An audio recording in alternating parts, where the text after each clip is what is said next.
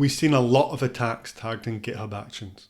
One of the biggest ones was TG Actions last year, which impacted over 23,000 repos and dumped access credentials from anyone calling action into public logs. Every CI/CD flow requires a certain amount of privileges to access source code, signing keys, and third-party resources like AWS, GCP, etc. And a lot of us rely on community GitHub Actions to enable these flows, which leaves us in a difficult situation. We need our CI/CD to be secure, but each third-party action we use exposes us to risk. So do we need to be avoiding these third-party actions altogether? Or do we need to review every line of them? That's where Chainguard Actions comes in. We've built drop-in replacements for popular GitHub Actions, but our actions are continuously run through a hardening process, which ensures they are safe to use in your workflows. Amongst other things, we check for common misconfigurations and vulnerabilities, malware and excessive permissions. Our findings are written up in the security report that details any changes we've made to the action compared to the upstream. Let's take a look at an example. So here we have a simple workflow that calls the setup crane action. Now, crane's a tool for managing and inspecting containers. In this case, we're using it to get some metadata on the Chainguard Nginx image. If we look in the Chainguard Actions repo, we can find the security report for this action.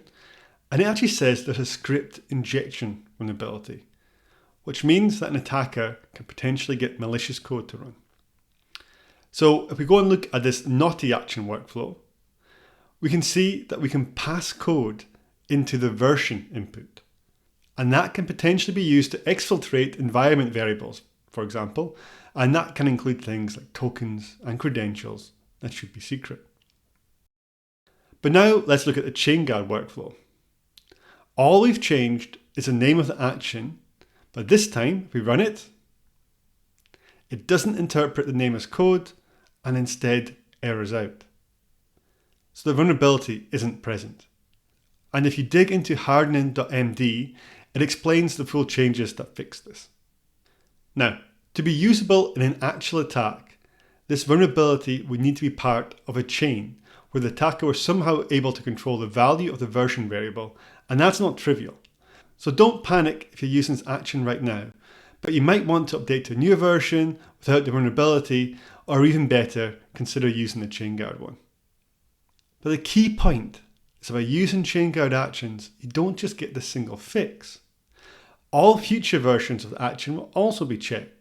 So if a maintainer makes a mistake, or an attacker gets access and uploads malicious code, you're still going to be protected, even if you're using a floating version.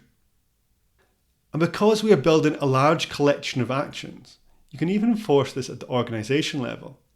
So you can say, only run my own actions and actions from Chainguard.